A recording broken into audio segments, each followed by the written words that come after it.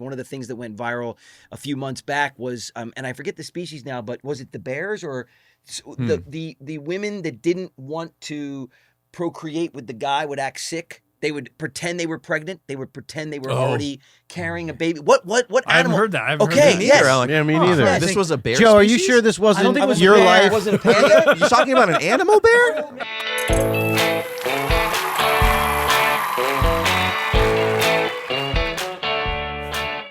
One, two, three, four. Ladies and gentlemen, yeah, the moment's hero, last live part of the year. Come on, let's go. See your show. Yeah. Come see the brotherly love fight live at Mystic Lakes Casino. Hey! This is the promo. Come see the show. This is the promo. Woo! Come see the show. Okay, guys, it's Friday. Welcome to the Brotherly Love Pod. We have a very Happy Friday. special episode. I know this one's going to be really near and dear to my heart.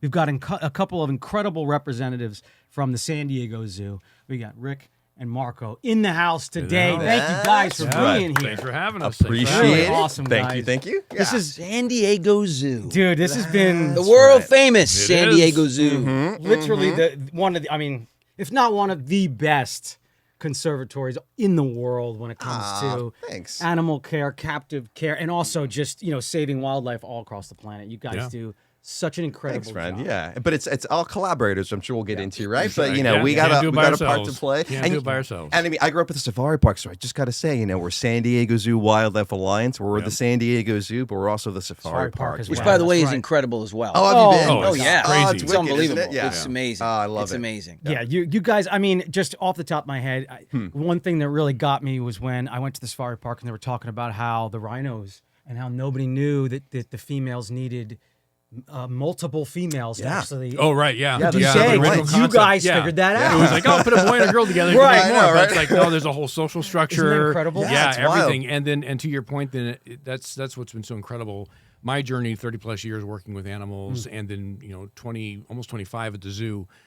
Just knowing how much we have continuously learned over and over again about these species, about wildlife, about conservation.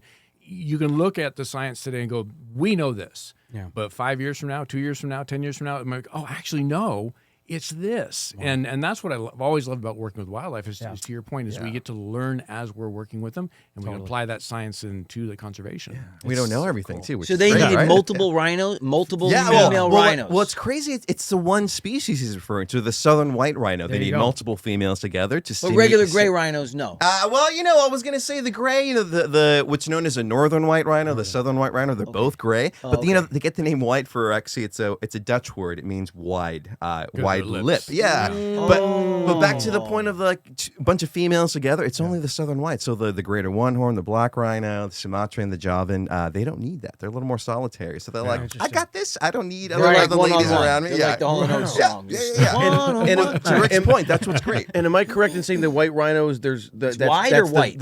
White. White. But it's based off the wide lips. Yeah. So- And So why aren't they called the wide rhino? I know. Translation, humans communicate in different ways. It's Exactly. almost like Before there was Google, man, no one could keep stuff straight. Nobody could keep stuff straight. Yes. What was? I'm sorry. What was that? The white rhino? know. Perfect. We'll put it in the books forever. Exactly. know. And No, they'll write it I down like said that. wide. Wide, damn it. It's Just let all it go. about Who cares? communication, friends. I mean, even the Yucatan Peninsula. So the original language is Nahuatl. It's an indigenous word, and so Yucatan really means like I don't know, because they were talking to the people from Europe coming in, and they're trying to talk to them in their tongue from Spain or Portugal. No wherever. way. The So Yucatan Peninsula Yucatan basically I don't means know. I don't know. I don't understand what you're saying. I don't That's know. incredible. Just as an example, the nuances of language. Yeah. Wow. Amazing. That is As fascinating. we learn about the wildlife in the world, and as the European scientists will start to record these things, these language barriers or the inflection of how something was said when they're trying to translate it creates all these fun common names for all these species and locations around the Like world. white rhino, right? Yeah, like white rhino. So Yeah. cool. Which is actually based off of the wide. Yeah, Right. so Right, it's right, yeah. WIDJE in Dutch, if I spell that correctly. Wow. Yeah, So, yeah. And now there, this might be totally wrong, but I think I remember this correctly. Their numbers are the most minimal in the wild. Yeah, they're not doing great. Well, so when it comes to the rhino species, the different ones around the world, Yeah. in Africa, the northern white, there's only 2 left Yeah. on the planet. Yeah. Right. There's 2 females. Yep. 2. Yeah. 2 females. In the mother and wild. daughter in the Yeah. wild. Well, Yeah. it's a protective It's a wild. reserve, There's- but it's yeah. most armed guards. in all 24/7. honesty, most areas in Africa now where there is wildlife, it's because they're in a protected park. Yep. It's just a very expansive, large park, but it's fenced and it's guarded. Really? So these 2 ladies are actually within a park within the park, and they're 24-hour guard because there's only 2 of them left. So yeah, to your point, this particular species functionally extinct as far Yes. as the species Yes. goes. We're leaning into science, hoping that there's a saving grace in there somewhere. Sure, yeah. But there are other species too of rhinos in Asia where there's maybe 200 left of the species or 500 left of the species. So again, it's although that's a headline grabber to say there's 2 left of this one. Sure. The rhino issue is a world issue. Of course. For all of them. Yeah. It's a world issue because of environment or hunters, still poaching, hunting and stuff? poaching. Yes. Still people poaching? Yes, want bro. the horn. Both that you It's- mentioned is Yeah. correct. Yes. Isn't it But crazy? poaching is crazy. So here's the thing, and it Wait, breaks my still- heart. Breaks my heart. I know. Oh, I just wanted to say, is it presumptuous to think that because of that social structure for them to be to have babies because they've been impacted in the wild, that's part of the reason why their numbers are so few? I mean, well, I mean, So, are you talking about the northern white rhino? Yeah. So with the northern white rhino, their history has been very interesting, and there was actually a time where the southern white rhino had fewer species because of poaching. This was back in the 60s and 70s, and the northern white rhinos were fine. And then within a few years, northern white rhinos were gone because of poaching. As far as in the wild, there were populations in zoos around the world, and suddenly zoos started becoming very aware that they had the last stronghold. Yeah. And so the 2 that are left in Kenya right now actually aren't native to Kenya. They were in zoos elsewhere in Europe. So zoos started working together. Yeah, it's we wild, had isn't it? 3 Yeah. northern white rhinos Yeah, when I seriously. started working there in 2000. Nola, I still remember Nola. She was a gorgeous and rhino. Yeah. we tried everything, but again, factors of age, factors of all the different stimulus and everything else. And then sometimes too, just like with people, it doesn't their matter if you time. have a male and female, Yeah. babies don't show up. Yeah. Right, and so we just found They ourselves... just weren't digging each other? Yeah, I possibly. mean, that happens, man. Just It because happens. genetically they I'm make digging sense. And even if, you know, and even if thinking we're I don't sometimes- like her, man. I sometimes don't it's- like her. She's not my type. Come on, put on some music, a little candle. doesn't And always work sometimes out, even you with the know? music and candles and things might happen, the cells inside don't match up. Right. So it just doesn't Right. happen. There you know? go. So that happens Yeah. too Yeah. sometimes Yeah. with our work. And so what we find ourselves at the end of the line with this northern white rhino is not for lack of trying, is so much as it was just a perfect storm, if you will, for lack of a better term. I hate to use the term perfect, but it was just a situation that created a quick decline that happened faster than anyone could predict and leaves us now in the situation where we can look at this and go, okay, we may or may not have the ability to stop this extinction, but we can use the work towards trying to stop it for other rhino species as well. So it's a very important process and project to try and do this. Got it. Yeah. Is there? I know there's the frozen arc. The of- Frozen Zoo, yes. Yeah, the Frozen right, Zoo, yeah, right? Yeah, exactly. Okay, so yeah. I have to shamelessly plug our podcast. Okay, yeah, go for it. No, do it. San Diego Zoo Wildlife Alliance has its Yes. own podcast called Amazing Wildlife, and this year the Frozen Zoos turned 50 years old. Wow. So we've done Yeah. quite a few episodes about the history of it, how it was first started, where it's going, and talking to some of our scientists as well. So it's not just a matter of we're putting cells in a frozen cryogenic state. It is actually then doing something with those cells today. Wow. We've done we've created horses. Ooh, that was my watch. Let me turn that off. Professional. I podcast. know. It's okay. Our I got phones so go off wrapped all the up in time. the conversation. We're not that professional. There's always gum chewing. I'm getting that vibe. I'm getting that vibe. So the 50 years we in the episodes we've done of our podcast Yes, yeah. is we have got to learn so much from our scientists about the Frozen Zoo, about the work that goes into it, how it started, why it's important, and what the future looks like for it. Yeah. So the Frozen- Like I was Jurassic gonna Park say- stuff. Are you I guys always kinda putting make white? the Did you joke guys that we're put the- white we're the rhino original genes Jurassic into Park. that? Yes. Yes, so living cells that are in that area. So your listeners aren't familiar. So the Safari Park in particular, in the town of Escondido, 1,800-acre conservation park, and there's a good portion that the guests can access. But for a lot of different reasons, conservation projects, there's areas that you cannot access, like the Bird Conservation Center, or to Rick's point, the Beckman. I call it's like the Science Center. Yeah, so the there's science so that's cool. so There- and cool. these are the I've gotten to scientists. see it, Yeah. guys. Lucky man. It feels like you're walking through Jurassic Park, doesn't it? I know. It literally does. I have to correct you though. Jurassic Park came out in 1993. You were first. Frozen Zoo has been around a lot longer. That's what I'm saying. So Jurassic We're Park was a original. hyped up That's version what of the I'm Frozen saying. Zoo. That's- I'm just yeah, saying. yeah. No, I'm you're just saying. There you I mean, go, even- guys. It even came like- from the Frozen Zoo. I was gonna say all that inspiration. Like we try to offer it to you, But Yeah. but that's the beauty. To Rick's point, with the rhino story, the northern white rhino, just one of many reasons why zoos and aquariums really matter these days. So I hope Yeah. everyone can Yeah. come and not if they can't visit us at the San Diego Zoo Safari Park. I totally get that, but just try to support your local organizations that are doing good work too. Right? There's so many projects that people are not aware of. Yeah, 100%. making the link between zoos and conservation too. Even Yeah. for people that like love animals, sometimes I would go to a zoo and I would like Matt. You pointed it out to me. I would feel sad, or I would see like an Yeah, like, I and get then it, yeah. for the animal, I want him to be there. But Matt explained to me, he's like, no, you don't understand. This is vital to their survival. Right. Yeah. And that's something that it needs Look, to be. we are living in a world today where the climate is changing. Things are changing. There's a bunch of impact on the wildlife. Humans have also, we really use a lot of the resources on this planet, leaving not a lot left for the wildlife. And that is a bummer because that's not sustainable. So what are you going to do? We gotta now take these animals and we gotta now be the shepherds, right, of these species. And Right, we gotta yeah. be responsible for bringing that whole food chain along with us, because if we don't now, We'll lose them forever. we'll lose them forever. Yeah, Yeah, but that can't happen. No, no. Yeah, it's- it's really too. The messaging. Both Mark and I have been doing this work for a long time. I've even taught at the college level how to do wildlife education to make sure you meet your audience where they are. And one of the most important things we can definitely rest in is it's not about we can't use resources, we can't live as humans, but we do need to look at sustainable practices. Absolutely. And sometimes it's a simple adjustment. It's sometimes a simple awareness. And we were talking earlier before the show about you going to Madagascar and the things you're hoping to do with that trip.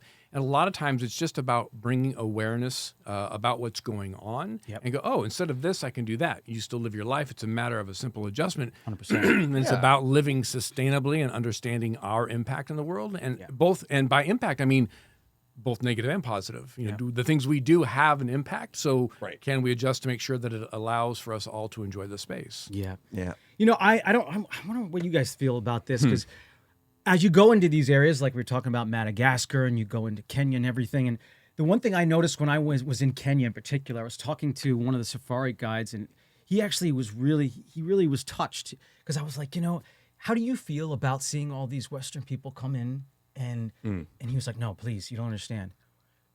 This is how we take care of not only ourselves, but our animals. It's ecotourism is so vital because the government really doesn't step in here. Guys. Right. I mean, and that's not every scenario as well, but just a reminder too, we have over 200 San Diego Zoo Wildlife Alliance, over 200 collaborators. And there are some areas, I'm from the Latin community. And so some people might feel some kind of way if Western European comes in and tries to dictate how a conservation program should go.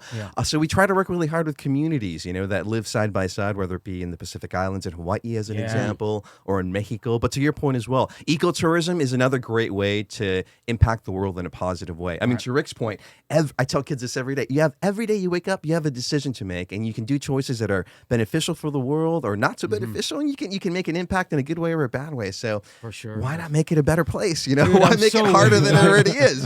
I don't know. It's hard for me to picture a world where this whole food chain and our natural spaces don't exist. It's like it's almost impossible. And how do we expect as a species to be on this planet if the food chain we are a part of collapses? Right. Makes no sense. And you bring up a good Makes no point there. sense. Yeah, you make a very good point there, because we are all interconnected, and I think sometimes it's very easy in our modern world. We have screens in front of our faces, whether we want them or not. It's just part of who we are as a species. But we rely on clean air, clean water to live, to grow our food. All of these things are very, very important for us. And because our modern world places us in a space where we don't always see that direct interaction, we don't think about that direct interaction until all of a sudden we're in the middle of a drought, or we're in the middle of a flood, or whatever it might be. Then all of a sudden we're thinking about it because it is directly impacting us. But we have to remind ourselves, just like you said, we are part of the food chain. We are part of the whole process. We're all interconnected with the plants, the water, the trees, the animals, all of it. So just, again, taking those moments of our day to think about how our impact is rippling out around us. Yeah. And then if we are fortunate enough, if we are in a position where we're privileged enough that we have cash that we can decide what to do with it other than just trying to make living expenses, then we can do things like ecotourism. We can do things like supporting organizations that are boots on the ground, doing the actual work to help create safe spaces for wildlife and the people who live amongst them. 100%. Yeah. It's so important, guys. I mean, there are so many things that people donate to that don't directly affect them. This is something that directly affects them. Yeah. So totally. I mean, it makes perfect sense to me. Yeah, it really does. I can see the passion in you guys too. We were checking out your reptiles here, man. which is amazing. I love that. I'm a big herpetologist.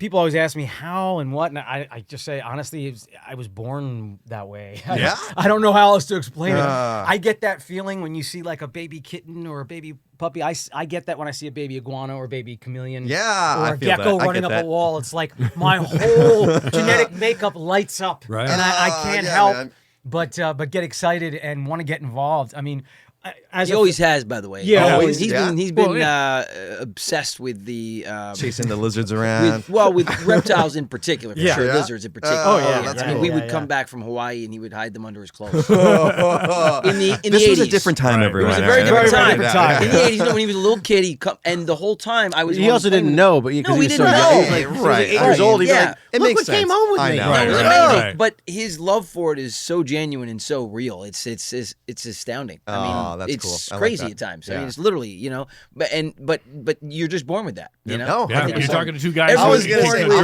I'm more of of a bird guy, but I totally get the reptile thing, man. So I respect it. Yeah. I love it, and you know what? That's a good place to get right into that. Birds are super smart. You're a I think raptor, so. raptor man. Oh, I love me some raptors, I friend. love it, dude. Yeah, and we all have our different loves. Rick is binturong, really cool looking mammal, Southeast Asia. Dude. That's amazing. But yeah, it's all about the raptors and the birds for me. That's kind of where it started. Even as a little kid, it's always about the birds. Yeah. Did you always know raptors were more like birds than dinosaurs? The dinosaurs. Well, as a kid, I've always loved dinosaurs.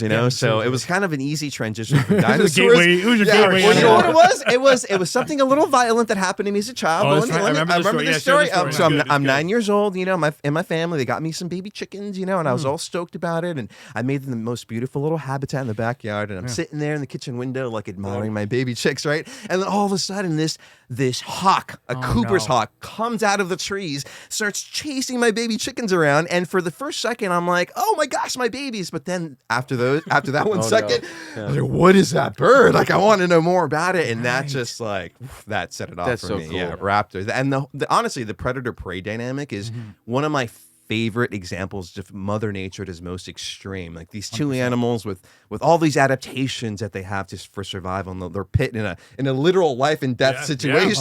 So it's just 100%. It's crazy for me. So I love. Did the hawk catch one of the chickens? No, actually, it wasn't. You didn't say anything, so I was thinking like, oh, those chickens are dead. I mean, those were dead chickens. Part 2 of the story is it found my bobwhite, and then it did get some bobwhite actually, which is a kind of quail, What But is a bobwhite? Bobwhite is it's a type of like a partridge or a quail. Think of it that way. Does it live in a pear tree? It does not live in a pear tree. But so it's a myth. It's a total myth. It's a myth. But a partridge in a pear tree. That's the song. I know. Well, I can't speak to the traditions of other societies. All I can tell you is the animal thing, buddy. And I can tell you that this hawk got some bobwhite, and they were pretty stoked about it. Wow. But a Cooper's hawk is what is that? It's a type of forest hawk. So there's a lot of cool hawks here. Even driving into LA, I'm looking at this skyscraper. We have so many. All the buildings. Yeah, and I saw some raptors, red-tailed hawks, but Cooper's. So think like a red tail, like a big truck. So they big broad wing. They travel for long distances. They don't do sharp turns. And a Cooper's hawk is kind of more like a sports car. So they're smaller. They also have a longer tail for aerodynamic and for maneuverability. Yeah. So they maneuver through the trees, bobbing and weaving branches, and they're wicked fast, and they grab birds. They're sort of the hyped up Mini Cooper of hawks. Yeah. Oh, yeah. The Cooper's hawk, the Mini. I like it. Well, you're talking cars now. That's me. All right. I figure it's trying to make it your way. That's what we do. We try to make. That's what we do. We try to take our connections to our audiences. So is like a Cooper Works edition, like an S possible? Oh yeah. Okay, good. Now it's cool territory. High revs. I'm gonna look at Rick. Super high revving. Okay. Yeah, but that's your point, right, guys? I mean, everyone has their passion and what sparks interest. So that's why I love talking to kids, and when they come to the zoo and the park, it's cool. We can get them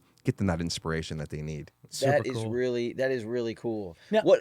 Go ahead. No, go ahead. No, I was I'm just into the Raptors. By the way, it's not raptors as in like Well, no. velociraptor. Oh Well, no, I mean that's a good no, point. but- I mean, yeah. It's a raptor They use the hawk, term raptor for velociraptor, of course, but Right. raptors are talking about a group of birds. So they're Yes. not eagle, hawk, falcon, owl, merlin, I have a kites, raptor kestrels. bronco. Yes.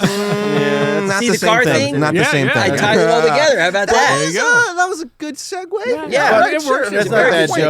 segue. But It's a that very brings good you, segue. that brings me back to what my question was, because I recently read that the raptor dinosaur was more like a bird than the way it was Yes. depicted Yeah. in the original had to Jurassic- do with the, yeah. the pelvic bone. It's an inverted pelvic So bone that's that you why I see. was So like, raptor did is you always something you know? attach to a type of bird. Yeah, Yes. so when I I can get even nerdy about it too. Go So for for it. when I Jump say it, in. I'm going to do it. So I'm going to say there's birds of prey and there's raptors. Raptors are birds of prey, but not every bird of prey is a raptor. So raptors means to seize or to grasp. It's a Latin word because they use their talons for grabbing prey, right? So think of an eagle, think of an owl. They're not related, but it's called convergence evolution. So they've adapted the same tools for hunting.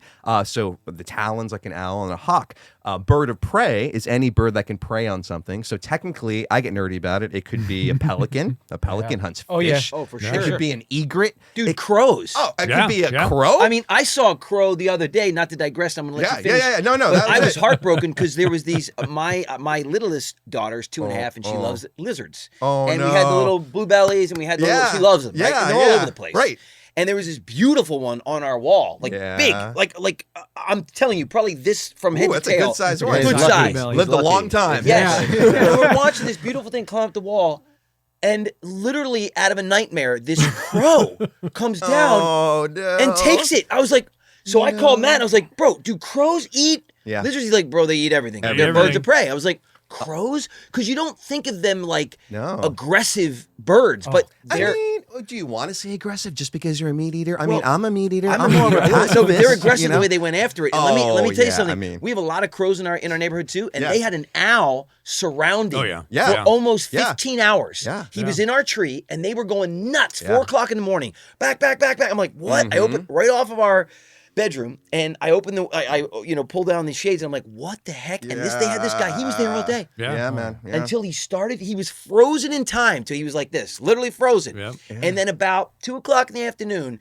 these crows would not stop. He went like this and like this, and the crows went like, and then he literally lunged at them and then took off, and they chased him. Yeah, that poor And Matt owl. was It's the explaining to poor- me it's called crow. What was when crows do that? mobbing. Mobbing. Mobbing. Okay, and they were doing that because he was, I guess, trying to get their eggs, or what was he trying to do? No. I mean, he's They not. just No, don't you like wanna him, or You're what? the bird guy. Keep going. Keep Thanks, going. man. I Yeah, yeah. appreciate it. It's all it's your mouth. it's called your mouth. mobbing. So it's a way of a bird getting another animal to get out of the way or get out of the territory. So in this case, it's a poor great horned owl, and I say poor great horned owl because the dude's just trying to get some sleep during the day. But the crows, also props to the crows, are very, very smart animals, very Extremely adaptable, smart. They are. and they saw a predator that could possibly be a threat to them or their babies. So they're gonna basically let the whole world know there's an owl here who's meant to hide and not want other animals to My know they're there. gosh. So they're basically like, everyone, there's an owl over here, and that poor owl is just waiting for its window to get out. Yeah.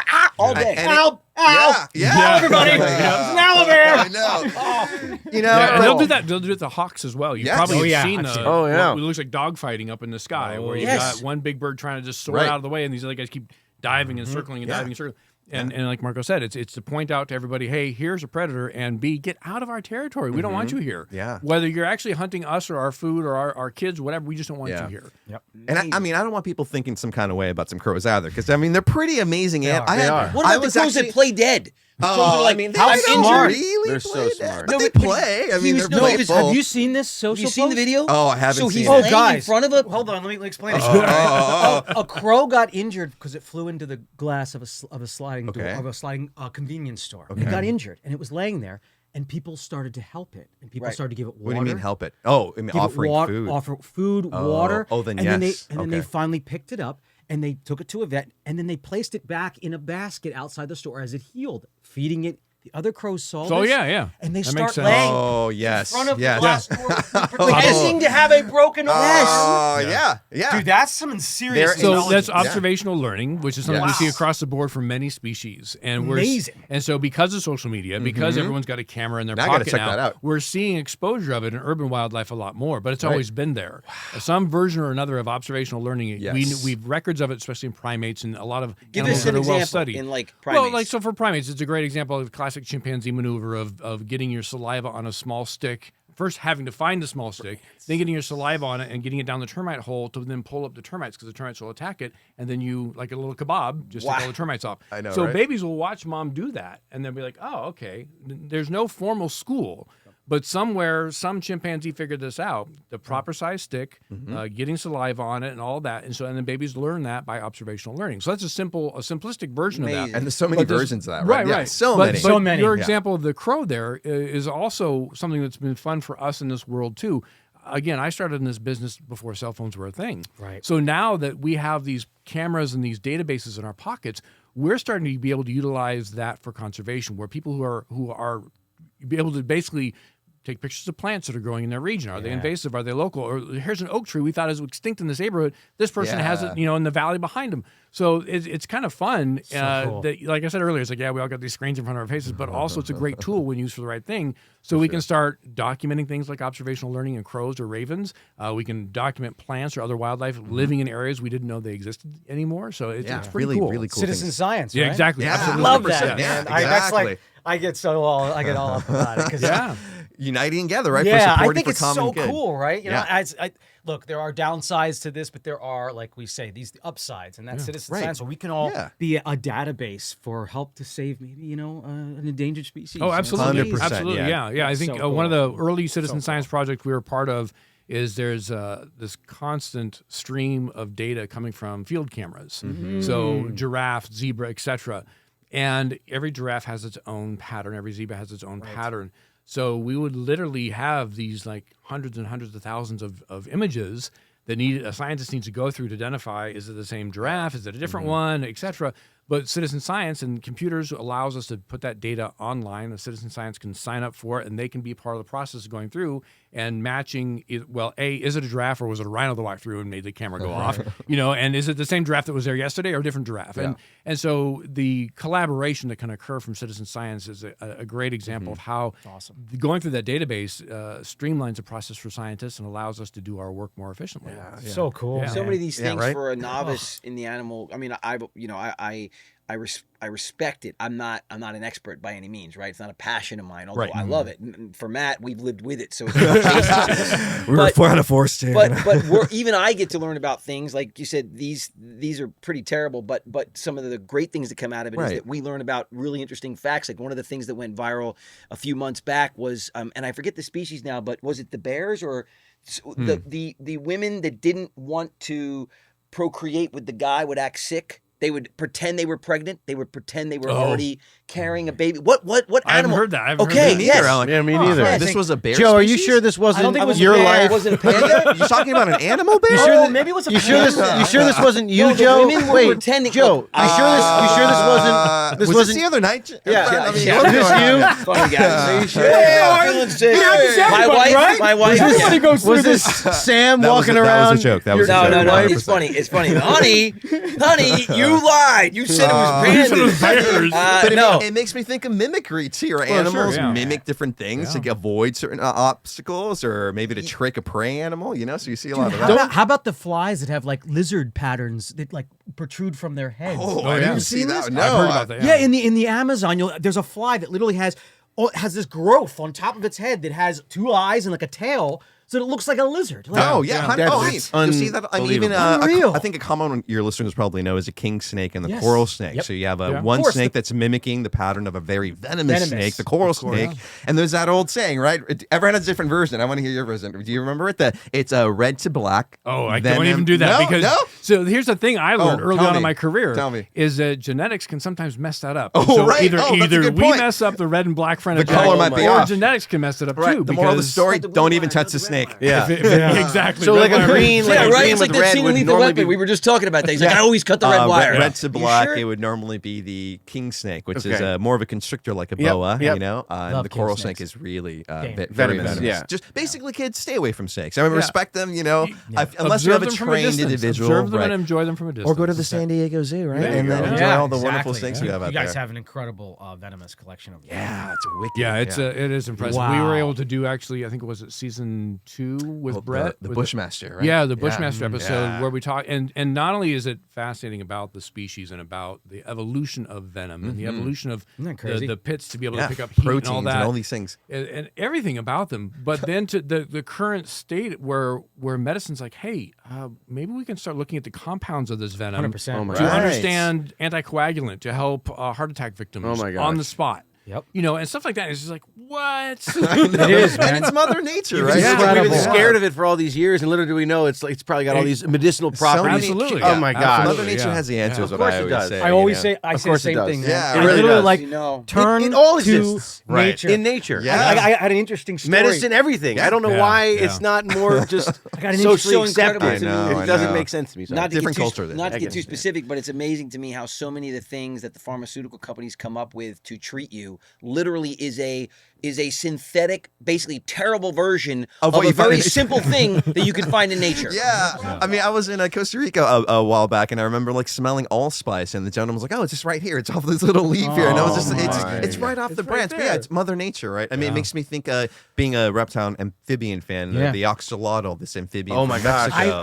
I personally worked with them. They're awesome, amazing. right? Yeah, the fact but that they can regrow limbs. that's I mean, what it's I was saying. Unregenerative Well, limbs. to Rick's point about the venom and anticoagulant. So this animal, to your point as well, it's growing limbs, but also part of its brain. So we're trying to still learn aspects of how they do this, and it might hopefully help out human beings with Alzheimer's or It's Parkinson's. incredible. That's Yeah, man. unbelievable. Can you imagine being able to regenerate brain? I feel like mean, all the answers are there. What? Yeah. Also, I think so. We have to super, look it's for 'em. super I feel like powers, somewhere guys. along What- the line, what's the- and I know where it happened, but somewhere along the line, like big business came in and disconnected, put a siphon between us and course. nature, right, to take over. Well, Because there's a lot of money to make and there, and I you feel like can definitely look at a different Yeah. different things of different cultures and how that Yeah, has thank you. I happened. was gonna- Whether it's for monetary purposes or whatever. Yep. But the reality is that regardless of what we can point to and say that's what caused it in this culture versus that culture versus whatever, is to remind ourselves that nature's still there. It is. And it's And- and it's- up to the individual it's to up for seek us. the Oh, knowledge yeah. and then Well, explore seek the it. knowledge, but also it's then right there. support the fact that nature at this point needs our help. Yeah. And nature has answers for us. Nature has Tons of remedies answers. for us.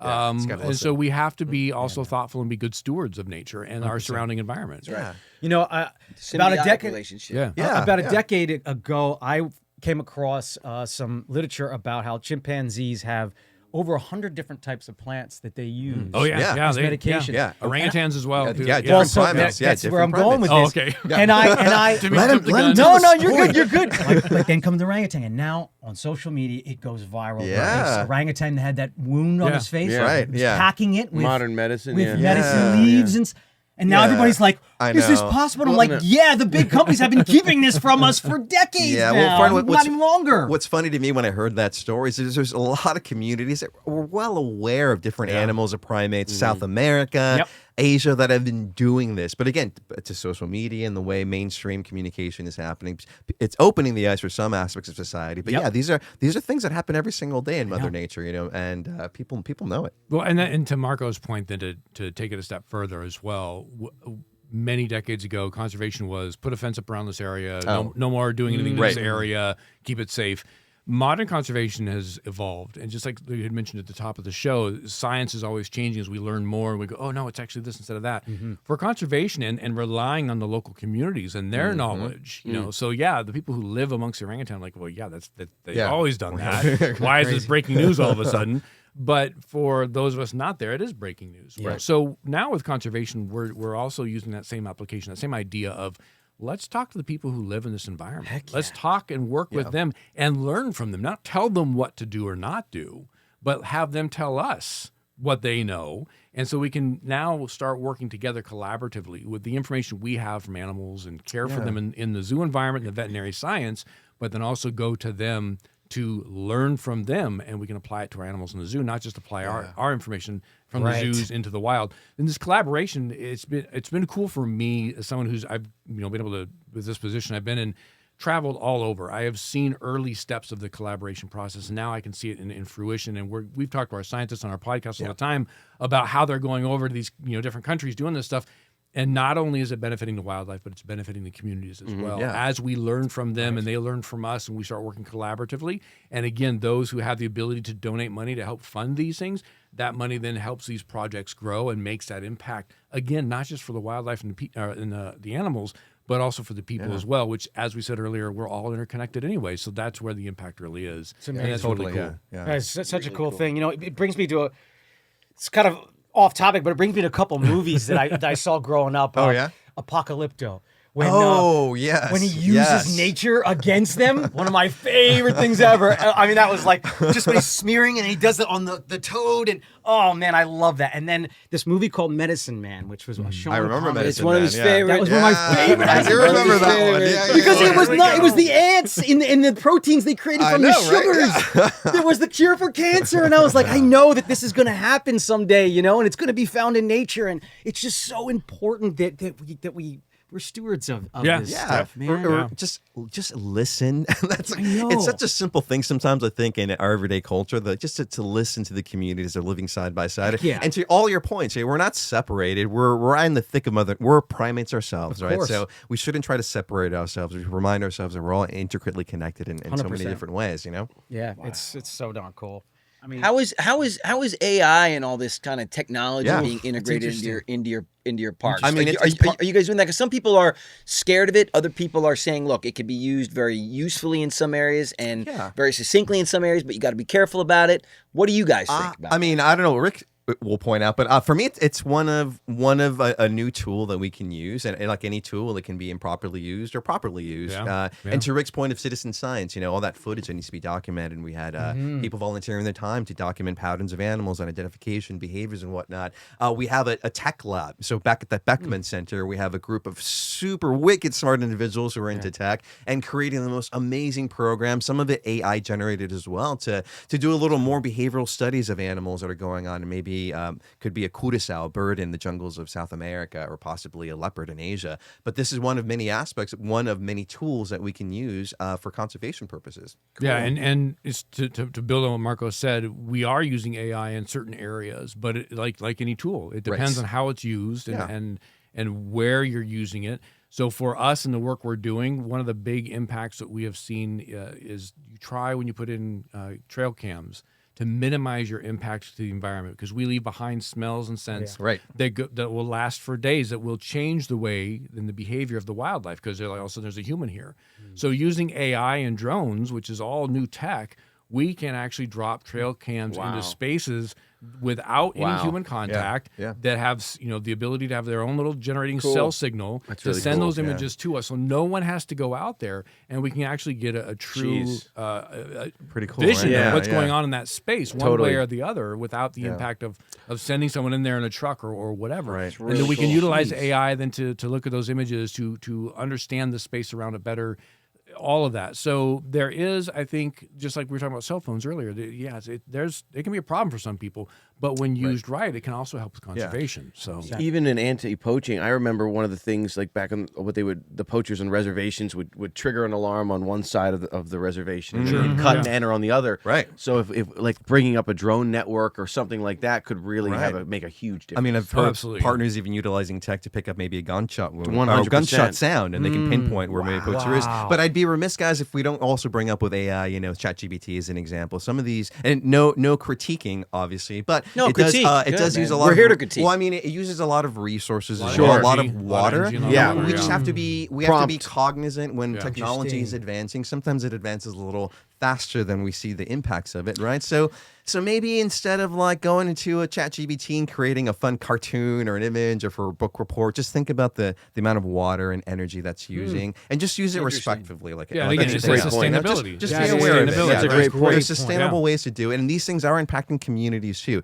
It may not be a community here in Los Angeles or San Diego, but there are poor communities in Africa, as an example, that can be very negatively impacted by by resources at companies. There's always a push and a pull, you know. Right, Always. yeah, I mean, so there really balance is. and everything, and and you have to be very careful about educate that. yourself, you know? Yeah. I mean, even again, coming back to cars, because I always go back to cars. You go back to electric cars, and Right. and you know, everyone's like, "Oh, it's great! I'll save the earth with electric cars." And then you look at the impact of the batteries, and the shipping of the batteries, and the acid from the batteries, and the amount of chemicals that go into the air producing the batteries, the amount of plastic Well, used, there's- and the EMFs they're but finding the batteries now give off when the there's cars always- overheat, and you're oh sitting my basically gosh. on an EMF. No, wait a minute. Here we go down the rabbit hole. Oh, I love how I spend 1 minute talking about something that I know we did about, talk and about you're a lot of already down the different train. things. Here we go. Here we go, train. I mean, you have I think it was flies. 23 seconds. Engine. Jim, was it 23 seconds I spent? But it's okay. Yeah. Well, I just want no, to say, it's not but okay. to your point, I'm just saying that's to me to and the- to your point. There's always a push and a pull, Yes. and you're absolutely right. Yeah, yeah. That Yes. Before we just full-fledged jump right in. Oh, this is the next Well- big great thing. Wait a minute. Let's pump the brakes. Take it slowly. Right, yeah, integrate it slowly to make There's- sure that we're doing it the right way, so that the push and pull is worth it. There's also something important to know about ChatGPT is the prompts. It's also pulling resources and research from all over. It could be a lot of misinformation, which is also true. You have to prompt it to only to pull where you want it to go from, whether it's medical research, you go for a certain medical journal or whatever it is. Right. And the other thing is you have to teach the how-to as well. Like a perfect example, my buddy Scott, who has an amazing foundation called the Go Campaign, is doing work in Africa right now, and he's in a village, and they, not his charity, but another charity brought a greenhouse to a village, but didn't teach anybody how to use the greenhouse, didn't teach them how to properly... greenhouse exactly. in Africa. Exactly. And now this thing is a tent that's falling apart, and he's like, why would... Exactly. He's Very like, why the hell would anybody... Best intentions. Right. Best intentions, Yeah, but it literally is like, now it's this... It's back to listen, right? Listen to what Exactly the needs of the right. community And There you go. understanding, right? And yeah. to Joe's point as well, with when we look at these batteries, we look at all this new tech that's like, oh wow, new shiny, exciting. We do have to pump the brakes. We do have to look at sustainability. And again, it's not that the answer should be obvious. You know, like no, that's no good. We cannot change, cannot evolve. Right. We can, but sometimes we move faster in our inventions and our thoughts. Like oh. Greenhouse, that helps me in my garden. It'll help them with their garden. Yeah. Well, will it? You know, and so it's a matter of also being very thoughtful of our actions. And we've learned that in conservation. You know, again, being a part of an organization that does conservation all over the world, we have learned and go, oh, wait a minute, that was a good idea, but not for that. It's actually a good idea for this instead, or neither. You know, but there is that process of trials and tribulations. But it's our responsibility to learn from those trials and tribulations and be more thoughtful moving forward with the next steps. And there are a lot of great organizations that are doing Absolutely. that. And there are a lot of 100%, great people that are doing that as well. And I think it's a matter of us as consumers. The average person who's probably listening to this show is more probably in the consumer realm, not necessarily in conservation like we are, or you know, in the TV world and everything else that you guys come from. So the average consumer just needs to be thoughtful, and we're getting bombarded. Again, go back to I can't even say it right. ChatGPT. Thank you. You're welcome. I should Google that. One I of should many. Google that, I know right? I'm pointing one out, but there's many. But many. but Many. there's sometimes the information we are being given and Right. we Yeah, assume yeah, is just yeah. accurate and correct because it's there in front of us has been generated from something that was not actually completely accurate Yep. or updated. It Totally. was 20-year-old information. Yep. So it's up to us to be thoughtful in our consumerism, Yeah. thoughtful in what we're doing, what we're choosing to do with our time, our energy, and our money. And again, it goes back to we're all connected. We got to be thoughtful in that. Yeah, and it's exciting, I think, for the youth as well. You know, this Oh, is a absolutely. new frontier, but also apply some conservation aspects to it, you know? So I really encourage all your listeners, if they're thinking about it, just really keep that in mind when you're deep diving into that tech. I feel like our society has an obsession with speed, right? Oh, absolutely. Everything Fast, is about fast. speed, Yeah. and to our detriment. I mean, even when we were growing up in the 80s and 90s, there was a beautiful period of time where we had some technology, but we were still living in the analog world, Like playing where, outside as an where example. where things came to you slowly. You learn them, Yeah. and even if you look at the entertainment, speaking from where we come from, you talk about our world of Yeah. entertainment. The entertainment was also slower. You had moments. was, yeah. You had moments to actually listen, because when you listen is when you learn. When you're talking, you're not learning. You're telling. When you listen is when you learn. We were able to watch shows. I remember even with Matt, he would watch shows that I loved. All right, I would watch shows that he loved. Marty Stauffer, right? Remember that? Okay. Wild America. Wild America. yeah. Wild America. That was You that watched. that was a solid one. We used to watch that show, and I would watch it with Matt because I was a good older brother, and I actually Good enjoyed it as job. well. I'm I the actually older enjoyed it, and brother he too, had- so I respect yeah, that. all right, and he had a brother, didn't he? Yes. Didn't Marty have a Yeah, brother? of course he Okay, did, yeah. So they'd be out there together, and I remember there was so much time. Even Bob Ross, we used to watch the paintings of Bob Ross. But you listen, you look at that kind of entertainment for young people. Mr. Rogers. You look at the moments. Yeah. They gave you so much space to Totally. listen and to learn. Yeah. And the pacing of it was beautiful. Sesame Street. For Oh my Sesame gosh. Street. But for a species that is part of the ecosystem like we are, we were able to sit there and we felt almost the rhythms, the biorhythms of time and space. Yeah, and yeah. what they deem as important for and paramount for young people today is we're going to lose them if we don't infiltrate their spirits with constant stimulation. Right, It's a yeah. nightmare. I go around and it's funny because I've been able to raise children. I have a 19-year-old daughter, a 15-year-old daughter, and a 2.5-year-old daughter. Awesome. Even the speed of entertainment from the time that Charlie, who is my oldest daughter, when we were watching two the different Disney worlds. Channel to different worlds. now, Two different worlds. Oh, I'm I would going imagine. back to regurgitate stuff that my older daughters grew up on. My wife and I now are showing Dylan because the stuff that they have for her is a joke. Yeah, it's it is the flashbulbs. worst. Boom, It is boom, boom, flashbulbs. boom. Right, So I feel yeah. like the speed at which we're doing things, it goes back to the Tablets, whole iPads, all conversation. that. Everything is too fast. Yeah. We're integrating tech too fast. It's because our obsession is speed. Yeah. We're learning in the space, Yeah. and that's why we got to slow things down And in order to get it right. And to piggyback on that, and to bring it back to our world, I was just going to do that too. Good job, man. Good job. There's a way to do it. so many times I'll be at the zoo. Yes. And someone walks up to koalas and look around. Oh, they're just not on habitat. And they go racing off. It's like, what? Hold on. Slow down. I know. Spend a 5 breath. minutes at the Yes. habitat. Koalas don't move a lot during the day, but they do. And if you stop and look for long enough and just take a breather, Yes. to your point, Joe, Yes. it's like just slow it down. Yes. You'll see them stretch. You'll see them move and climb around. You'll see that one that's got its back to you actually has a baby on its chest. Yeah, And this is true for so many parts of our world when it comes to the natural world or the safari park or the San Diego Zoo. Yeah. Is it's a space where people should, not always do, but I do see it also where people will sit down on a bench and just watch a habitat for half an hour. Yeah.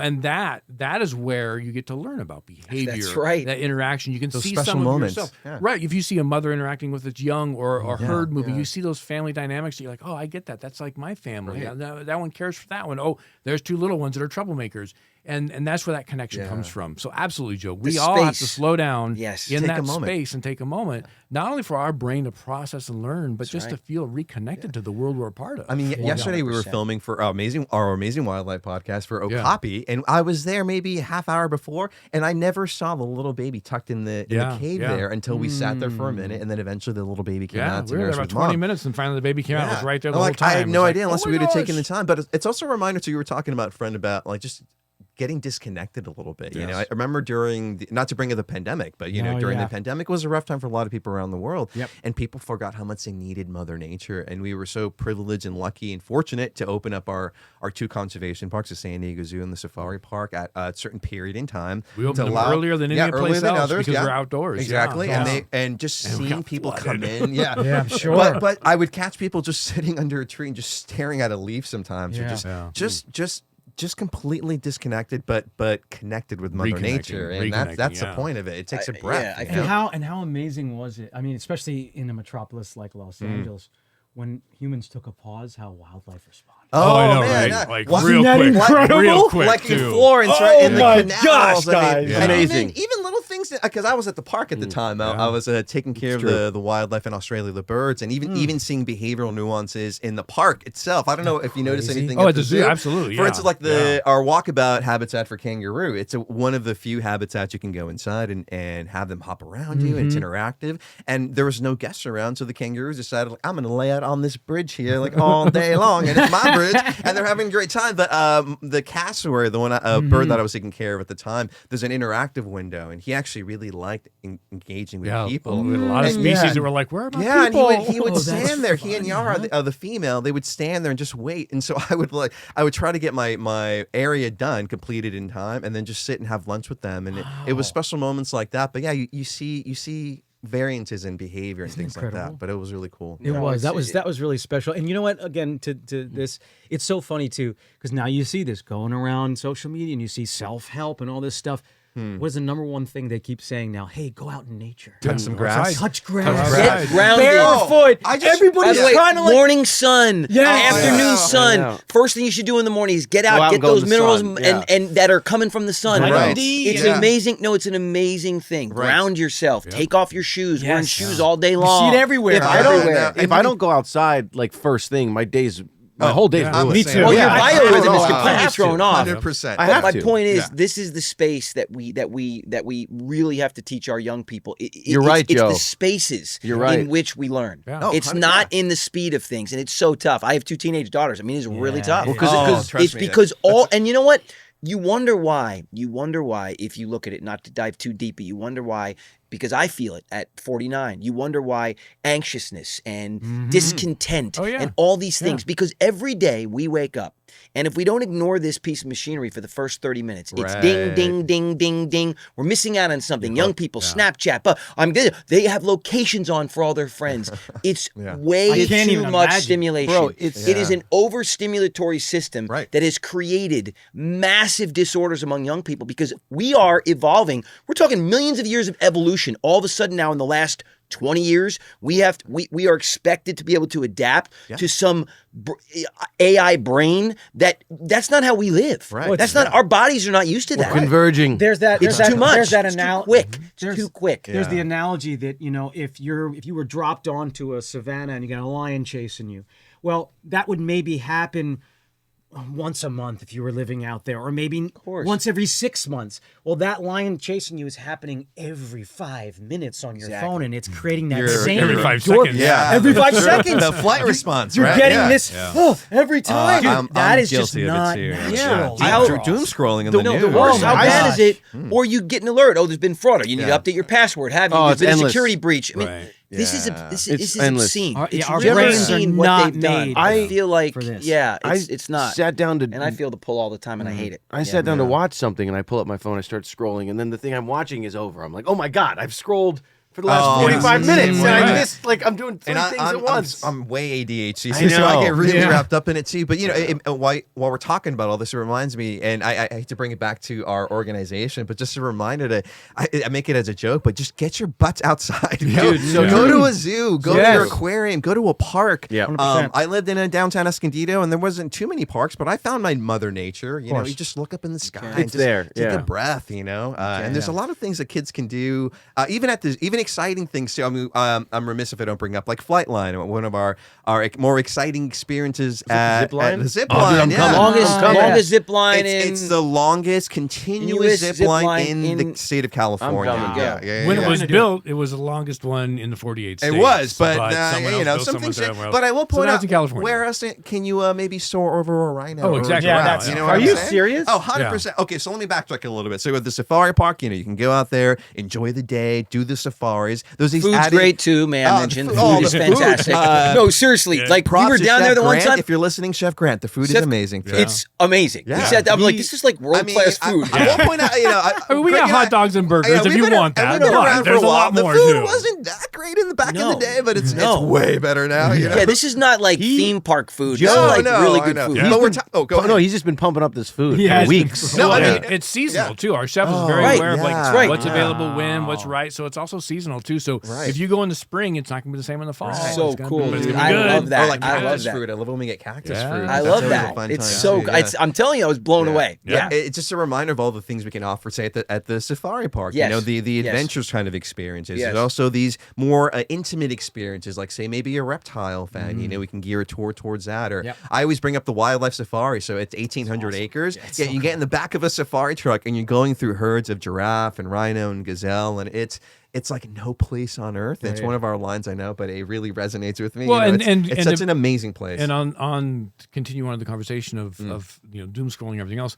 This is a space where you put your phone away. Yeah. Oh. Yes. You know, 100%, yeah. if you're a parent and you got kids, you're a grandparent, you're the grandkids, it's like put the phones away. And like, an animal comes up that's really cool. You want to get a picture of it? Right. Go for it. But realistically, that picture's not going to be as good as you think because it's such a huge space. Yeah. You're not going to capture that experience. Yeah. And so it Yeah, really yeah. is when you're on Flightline, when you're on one of the tours, put your phones away, kids. Let's just Absorb go it. and be present. Like the smell of a gorilla as an Oh, it example. changes- Right? it changes That's a everything. smell. It You know? is a smell. It's one of It my is a favorite smell. smells, I got to point out. But there's a lot of, to Rick's point, you got to connect yourself with all the other sights and sounds, the touch, Yeah. the feel of the wind on your face. A lot of Heck things yeah. happening out there. It's an amazing thing. I say all the time, and I talk to my girls about it all the time. I was like, I have a mental picture, which is actually, believe it or not, better than the picture that you just got. Oh, Yeah, for no, sure. for Of sure. course. Because at the end of the day, these thousands and thousands and thousands of ridiculous pictures that all these people are taking, Right.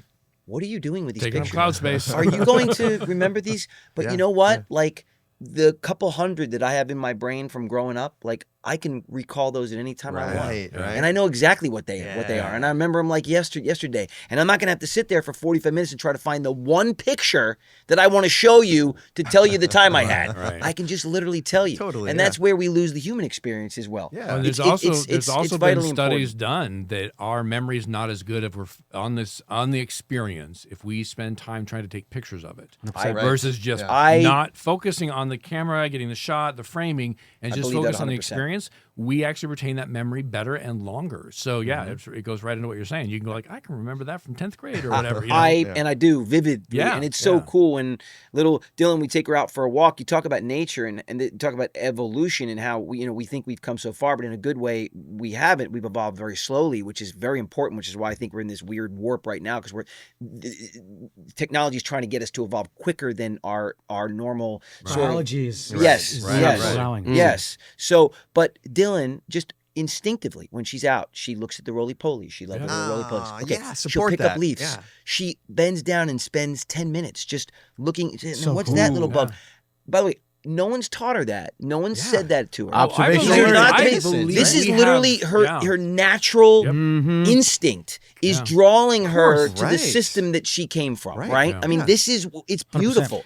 It's Yeah. beautiful. It is And beautiful. by the way, Yeah. it's universal. Well, It's actually is. getting me a You little see choked little, up. Yeah. I you wanna have see kids little, now, and Yeah, you I know, I see know. little kids, I you wanna see see that and little experience children. that. do you think Well, at least That's you're an uncle. they're Exactly. they're naturally Isn't it- inclined and Right. drawn to Yeah. Mother Oh, Nature. yeah. They I know. are. Yeah. I did it with my niece. You guys have to do it now with, Okay. with Yeah, yours. Is take them definitely. to Roar and Snore at the safari park. Oh, I've always have wanted you to done do that this, before? man. I did it. I've done it a couple times. I did. So Roar and Snore. It's for your listeners. It's a way to devastated. you can no get it out there. No, you can literally camp overnight at the safari so park, cool, and it's dude. called Lion Camp because it's right next to the lion habitat. Yeah. And I did it with my niece once. My husband and I we took I'm her, doing it. and you can do different variations. I've done it with my in-laws. You can do glamping, so we got that if that's her style. High-end stuff, You know, high-end high end, stuff, high yeah. end, which is cool. Air conditioning, bed, the whole nine.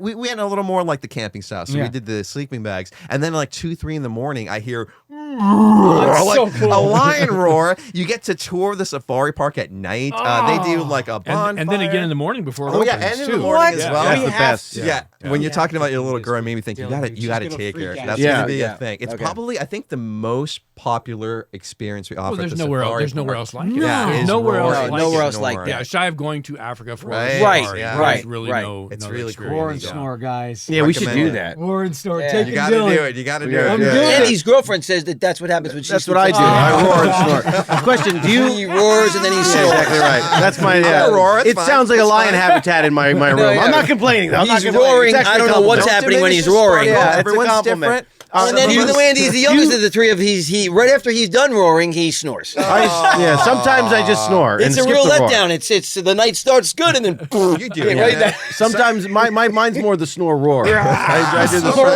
Yeah, You yeah. identify more of that. Yeah, right? I like to wake up and roar. Some of us are grizzlies, do you, some of You're a us are- morning roarer. I'm a roaring runner. This is getting weird. What the hell do you really say? weird. I'm really trying to say. I have a great question. I can that see you trying to bring it in. I Save it. try Try to so save it. bad. No, I was just gonna say, like, do you think that when Dylan is observing the roly-polies and all that, that's our primitive observation learning technique coming into play? I mean, I wouldn't even call it primitive. I would say our natural. Well, that's what way I mean. of That's what I mean. Or engaging. Yeah. instinctual. That's what I Yeah, should. you know That's a what I better mean? word.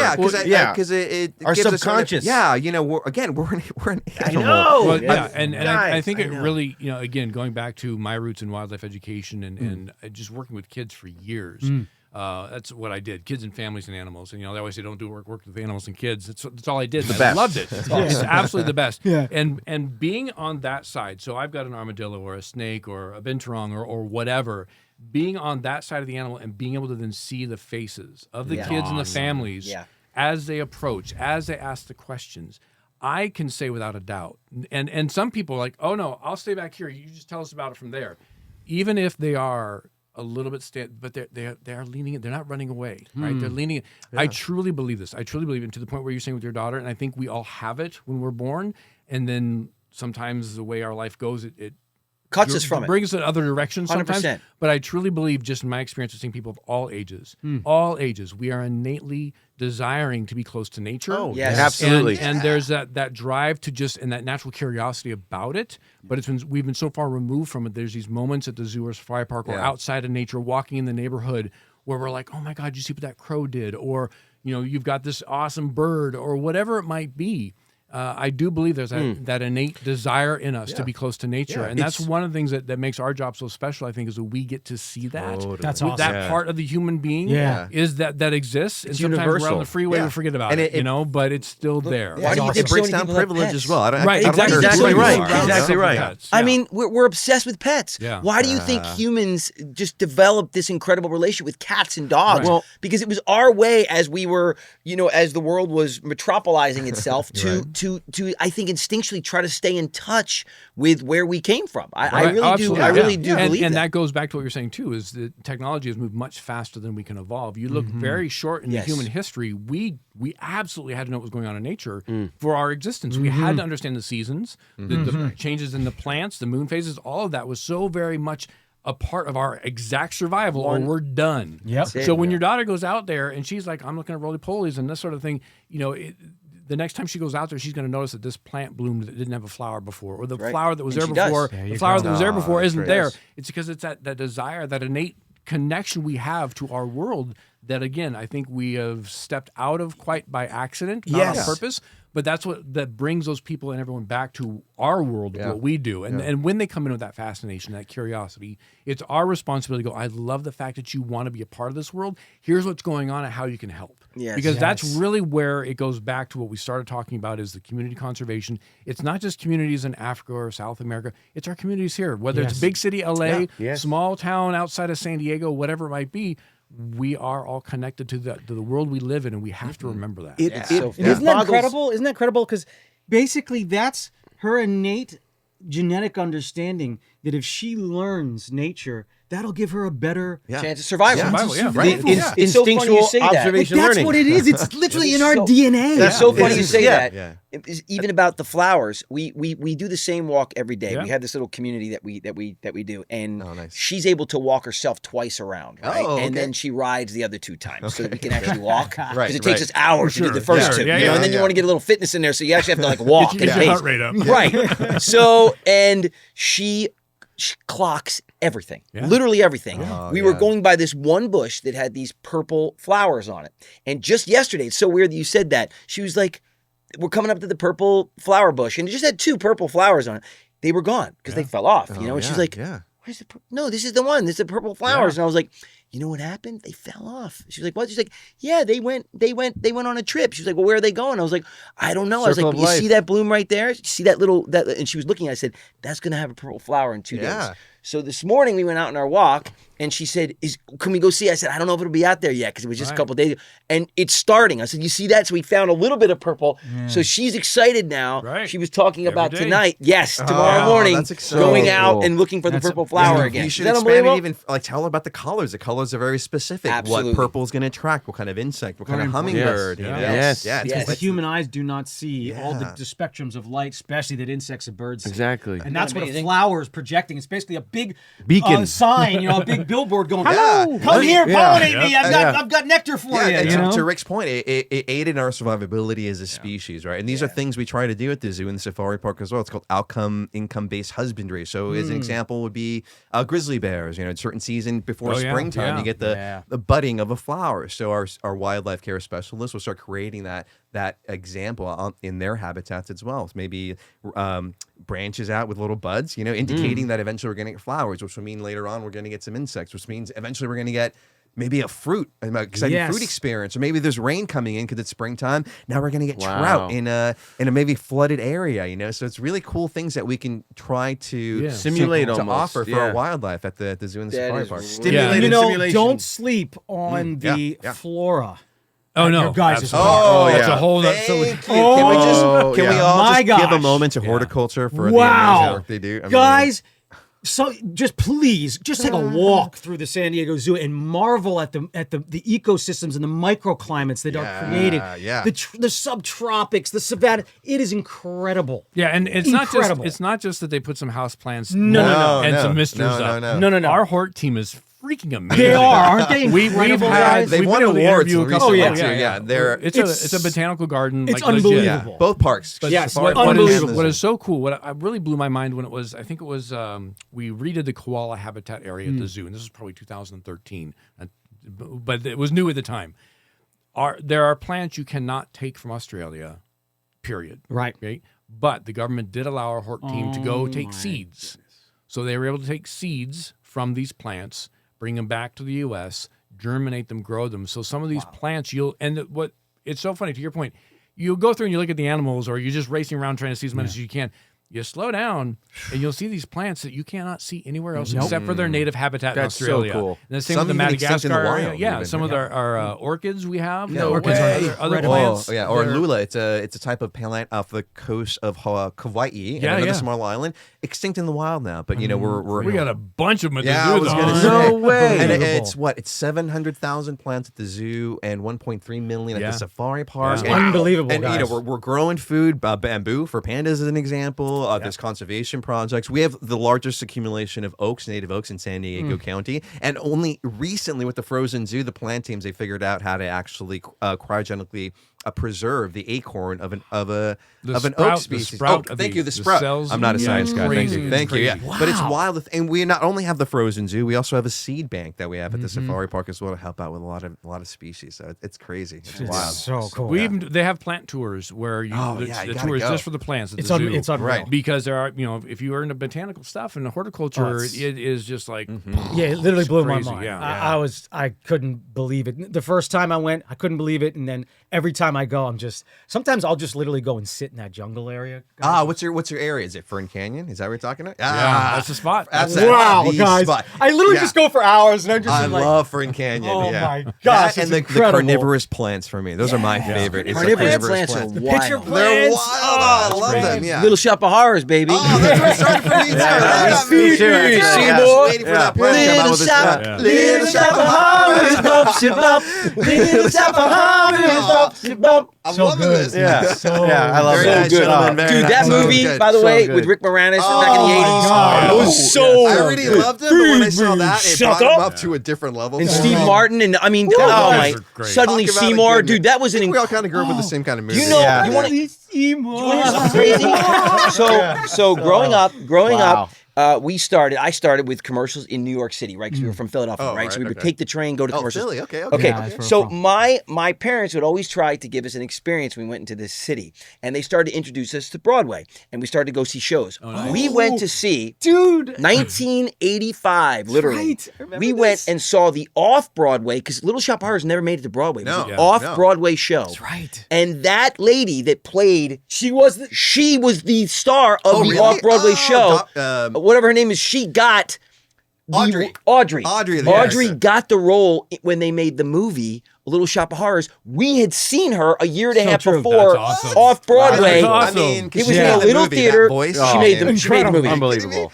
She made the movie. She did. But on the off-Broadway theater, do you remember at the end? I do, dude. They dropped all the plants. They had like rubber tendrils came down and in of Seymour at the very end. Oh my gosh, it was an amazing Wow, experience. how could they not off-Broadway have show? That? They should get I know. reboot that. Broadway I don't know how show. it's, I don't know, but they didn't, and that was one of the best versions of a Broadway show I've ever Oh, seen. me too, That's dude. wicked. Me too. Oh my gosh, it I was mean, perfect. I was partial to Lion King, the musical. Oh, It was amazing. great. Amazing. Yeah. And Our- they go ahead. No, I think Malcolm didn't Malcolm help design the stage The actual my godfather was an engineer, and he actually helped.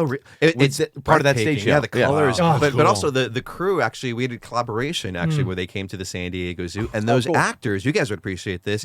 Each actor, the one who played the lion or a cheetah, they went to go see those animals so they could actually observe some of the behaviors. cool. And they literally used some of those same nuances of the head. For instance, I forget her name. She was representing the cheetah, but I remember her watching our actual cheetah at the San Diego Zoo. That's so and then cool. using the maneuverability of the head and applied that in her representation of that character. That's so cool. It was really That's really, cool. that's Okay, really slick. one prop I got to give again the safari park when it comes to cheetahs. I happened to be there. I was so lucky to be there, and I got to experience the calls for myself. But you guys figured out that the male cheetahs need to be taught the mating call, Right.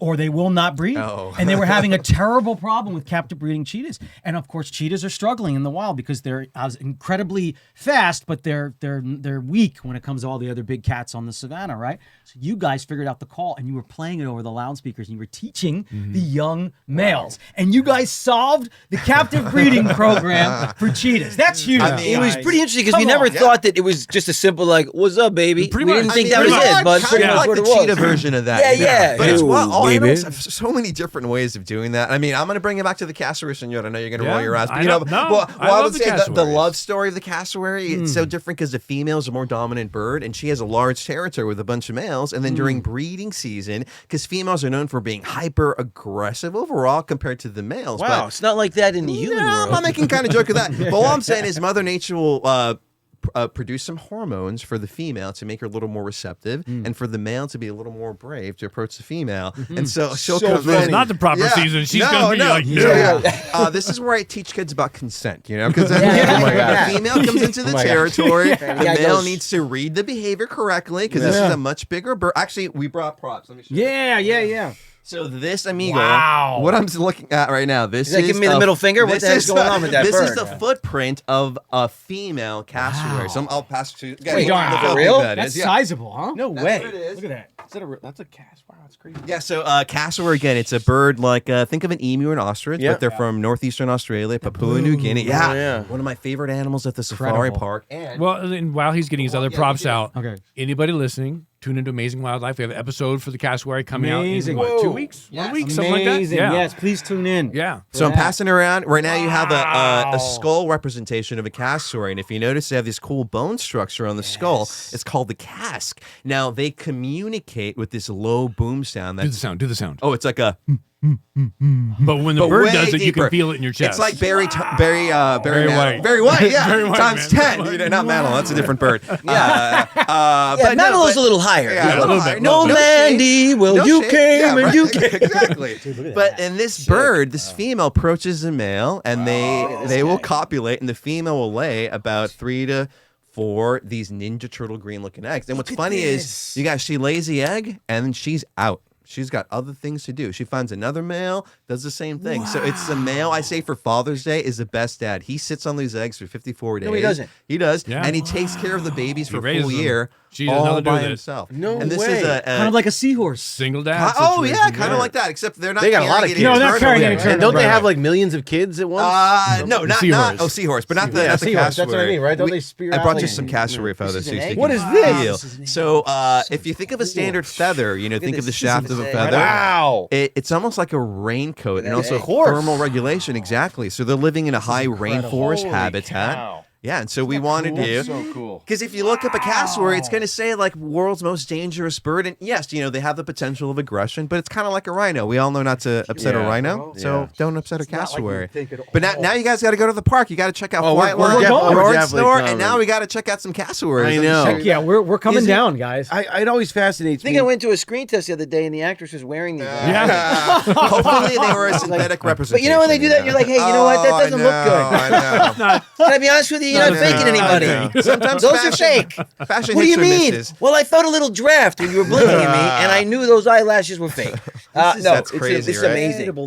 Yeah, and if you notice, really. it splits at the shaft. So most feathers are one shaft with one main feather Wow. protruding. This is a split shift here, so it's a little bit different, but really cool looking bird. Yeah. Man, Wow. I mean, come on, that isn't close to a dinosaur. I That's don't know what I'm what That's what I'm is. saying. So that's what a velociraptor would have on it, right? Heck yeah, man. Heck yeah. As you're now seeing, Yeah. when they're finding these imprints in the fossil deposits that they did have these type of feathers, and they look like that. They don't look like I know. No, they look more like that. It's somebody so dark. An AI redid the scene of the original Jurassic Park where they're in the cafeteria, but they added the feathers, and it just doesn't have the same effect though for some reason. Really? It's too cute. It's almost like It's big too cute. turkeys or It's like something Big running Bird. around. Yeah. Big Bird's hunting me in the cafeteria. I know.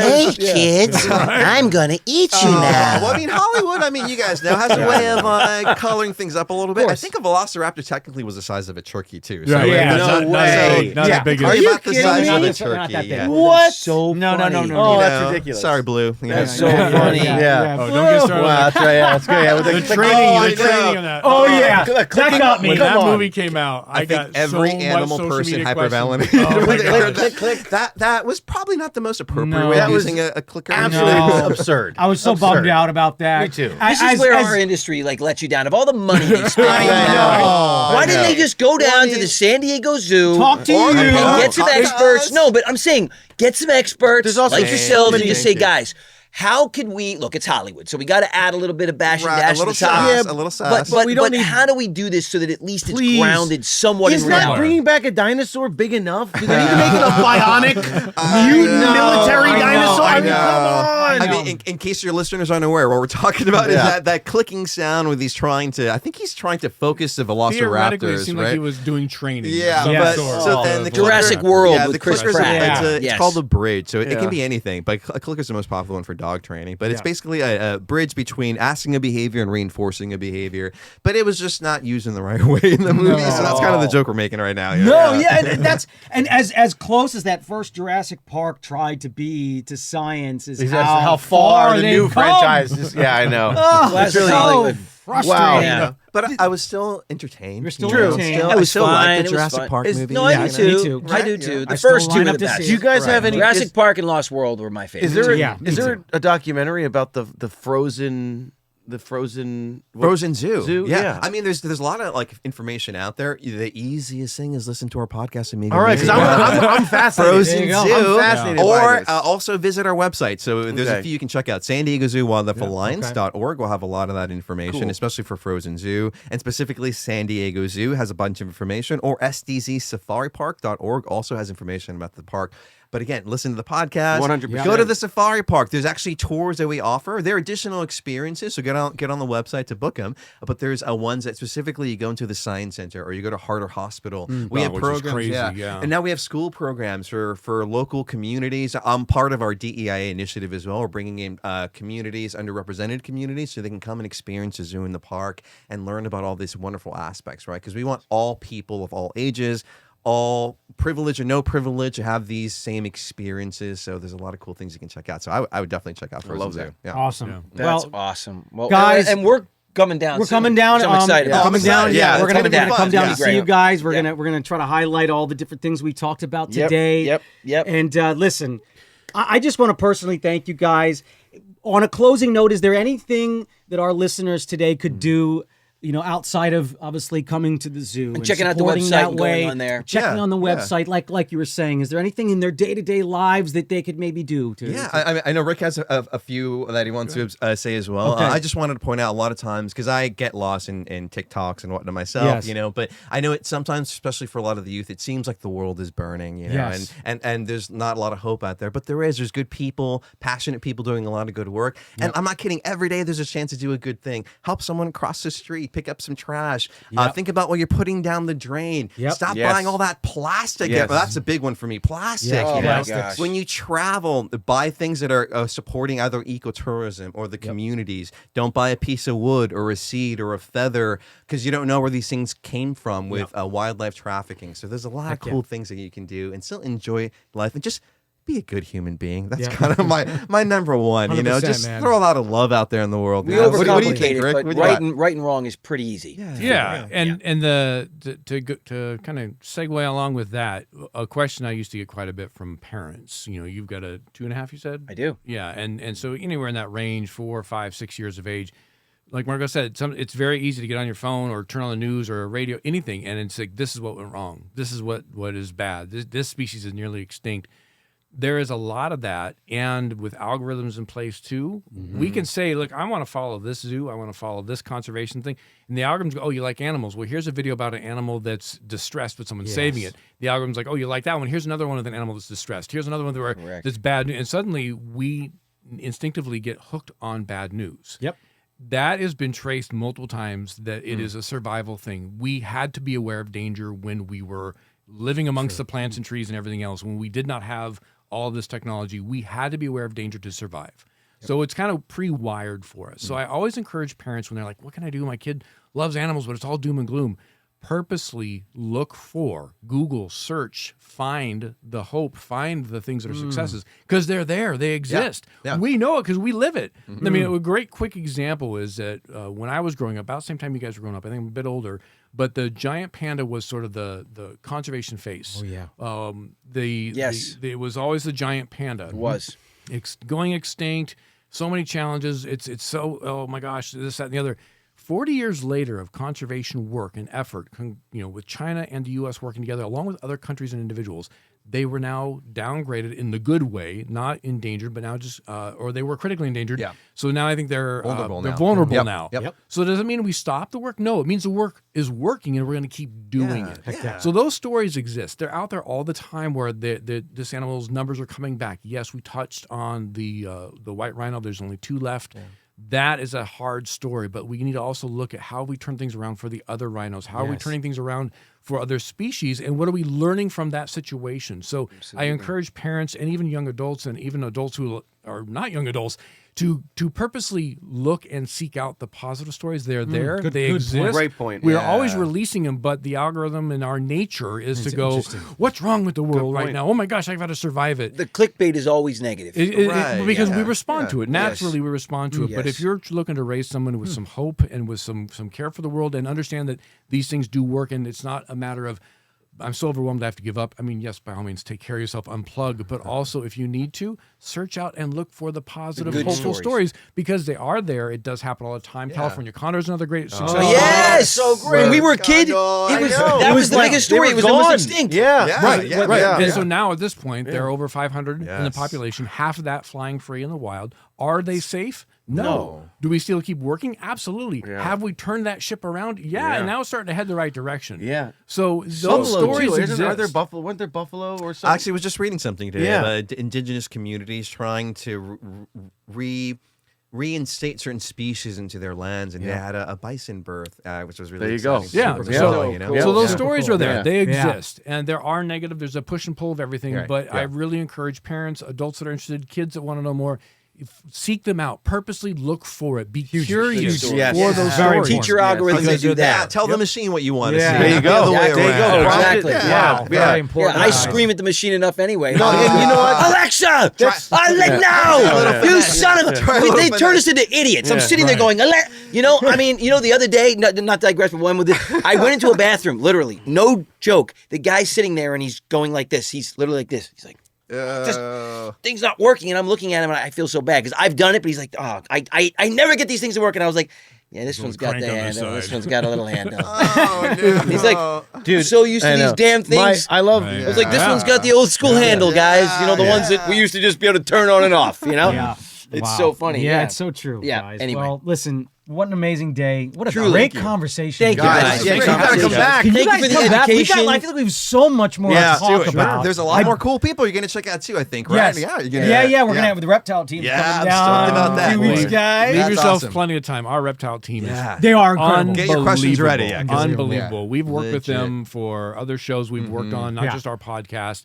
And it's so fun to just sit and listen to those guys. Super cool. Get them talking about Galapagos tortoises or venom crocodiles. or I'm a big croc yeah, fan. I mean, oh my gosh, the training of the crocodile. it's You got, incredible. I it's can't. going to be great. I almost wait. wish I was there too, but no, you guys have a good time. It's going to be awesome. It's going to be And awesome. you will be missed. Thank Yes. you. I Thank you. really, this has just been, I mean, this whole interview, I can't stop smiling and buzzing when it comes to Awesome. conservation and what you guys do. Yeah. It's just so special. And to our listeners, I hope you enjoyed it. Yes. Like and subscribe on Like and YouTube. subscribe on YouTube. Yep. Check out their podcast. Yes. Amazing wildlife. Yes. Amazing Please, wildlife. it's a Amazing great one. wildlife. Yeah. Hey guys, I guess we'll see you we'll see you next week. Everybody, thanks so much. God bless. Have a great weekend. Great episode. Bye, guys. You guys were awesome. Thanks so much, guys. Wow. Awesome. Thank you, everybody, for joining us here on the Brotherly Love Pod. Please like and subscribe on our YouTube. And check out our online merch store. You can find the link in our show description. And we will see you Next week.